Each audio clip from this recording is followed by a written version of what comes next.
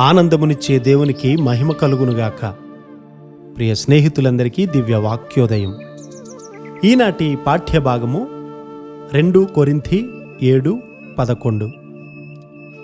మీరు దేవుని చిత్త ప్రకారము పొందిన ఈ దుఃఖమును బట్టి ఎట్టి జాగ్రత్తను మీలో పుట్టించెనో చూడుడి. దైవ చిత్తానుసారమైన దుఃఖాన్ని గూర్చి, ఆగ్రహాన్ని గూర్చి పరిశుద్ధుడైనటువంటి పౌలు గారు మాట్లాడుతూ ఉన్నాడు. దేవుని దృష్టిలో స్వచ్ఛమైన వారుగాను, కల్మషరహితముగాను ఉండాలని ఆయన కోరుతూ ఉన్నాడు. మనము పలికే నిర్లక్ష్యమైన మాటలు సహితము ఇతరులను విషపూరితం చేసేస్తాయి. దేవుని దృష్టిలో మనలను స్వచ్ఛమైన వారిగా ఉండినట్లు చేసే దైవ చిత్తానుసారమైన దుఃఖము మనకు ఉన్నట్లయితే అది ఎంత ఆశీర్వాదకరమో.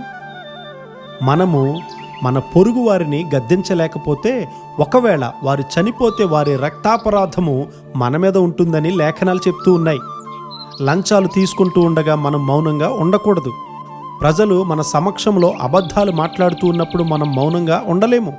మన బంధువులచే దుష్టత్వం జరుగుతూ ఉన్నప్పుడు మన ఆత్మలు కాపాడుకోవడానికి మనము నెమ్మదిగా ఉండలేము. వారిని మనము గద్దించాలి. అవును, ఎటువంటి ఆగ్రహము! దేవుని సన్నిధిలో ఎటువంటి భయంకరమైన విషయం అది! మన మధ్య పరిశుద్ధాత్ముడు ఎలా ఉండగలరు? నిజమైన పశ్చాత్తాపము ఇలాంటి ఆగ్రహాన్ని సృష్టిస్తుంది. నిన్ను నీవు అసహించుకునేలాగో అది చేస్తుంది. నిన్ను నీవే క్షమించుకోలేవు. కానీ నేను అనేక సంవత్సరములు వ్యర్థపరిచాను.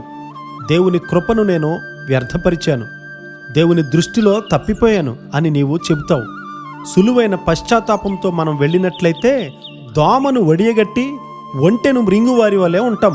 అంతే, నన్ను ఘనపరుచు, నా పాపాలు చెప్పకు అని సమూయేలు గారితో చెప్పినటువంటి రాజు అయిన సౌలు గారి వలె మనలను మనము భావించుకున్నంత కాలము అది నిజమైనటువంటి పశ్చాత్తాపము కాదు. సౌలు గారు తన రాజ్యాన్ని పోగొట్టుకున్నాడు. అతడు తన జీవితాన్నే పోగొట్టుకున్నాడు.